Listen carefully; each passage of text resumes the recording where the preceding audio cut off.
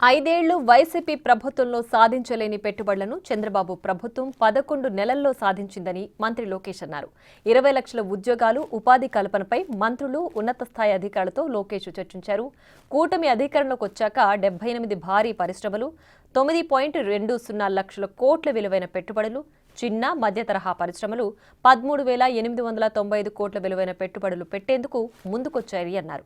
ప్రాజెక్టుల ద్వారా యువతకు 8.5 లక్షల ఉద్యోగాలు లభిస్తాయని చెప్పారు.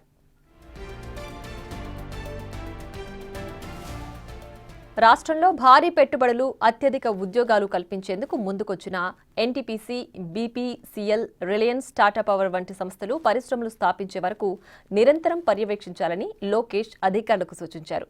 రాష్ట్రంలో పర్యాటక రంగంలో అనేక ఉపాధి అవకాశాలు ఉన్నాయని, బీచ్ టూరిజం అభివృద్ధిపై దృష్టి సారించాలని కోరారు. విశాఖలో ఒబెరాయ్, వరుణ్ బీచ్ శాండ్స్ వంటి స్టార్ హోటళ్ల నిర్మాణాలకు అవసరమైన అనుమతులతో పాటు పవర్, వాటర్ వంటి సదుపాయాలను సమకూర్చాలని అన్నారు.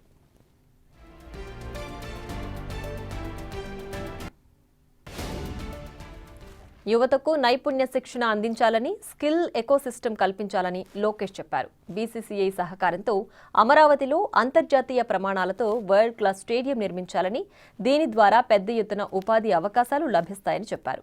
పెట్టుబడులు పెట్టేందుకు వచ్చే పారిశ్రామికవేత్తలకు వెంటనే అనుమతులిచ్చేందుకు వీలుగా వాట్సాప్ గవర్నెన్స్తో అనుసంధానం చేయాలని అన్నారు.